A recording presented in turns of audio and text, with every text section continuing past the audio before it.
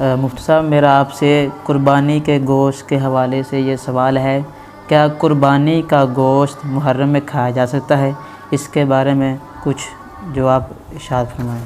بسم اللہ الرحمن الرحیم۔ قربانی کے گوشت کے حوالے سے جو ہے وہ سوال کیا گیا۔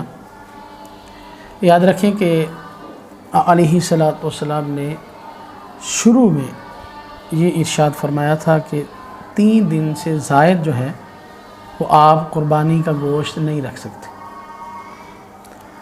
3 دن سے زائد نہیں رکھا جاتا تھا۔ اس کی وجہ یہ تھی کہ شروع میں قربانیاں کم تھیں، پھر قربانیاں جو ہے وہ زیادہ ہو گئیں، اللہ تبارک و تعالیٰ نے مال دیا مسلمانوں کو، تو حضور علیہ الصلاۃ والسلام نے پھر اجازت دے دی کہ 3 دن سے زائد تم رکھ سکتے ہو۔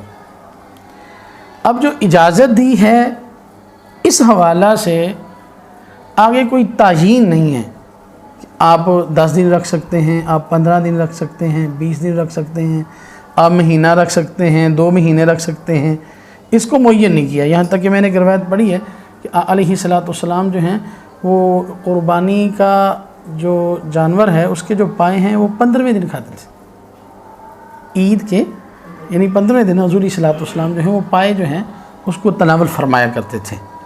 تو اس لیے جو ہے اس کی تعیین نہیں ہے کہ آپ جو ہے یا محرم میں آپ اس کو نہیں کھا سکتے، تو یہ لوگوں میں غلط باتیں مشہور ہیں، عوام میں کچھ یہ باتیں مشہور ہو جاتی ہیں، اور محرم میں اکثر لوگ جو ہیں فون کر کے پوچھتے ہیں کہ جی مفتی صاحب، علامہ صاحب، جو گوشت بہت جمع کیا ہوتا ہے، ضرورت کیا جمع کرنے کی؟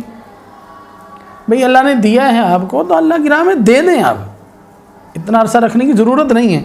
قربانی وہی بندہ دیتا ہے نا جو عام دنوں میں بھی گوشت کھاتا ہے، تو اس کو چاہیے کہ وہ غرابہ میں کیا کر دے، تقسیم کر دے۔ ہاں اگر کسی نے رکھا ہوا ہے تو یہ لازم نہیں ہے کہ محرم سے پہلے وہ ختم کرے، محرم آ جائے تو وہ کھا نہیں سکتا، تو ایسی کوئی جو ہے وہ تعیین نہیں ہے، بلکہ جو ہے وہ اگلی عید سے پہلے جو ہے وہ اس کو کھا سکتا ہے، تو کوئی ممانعت ایسی نہیں ہے۔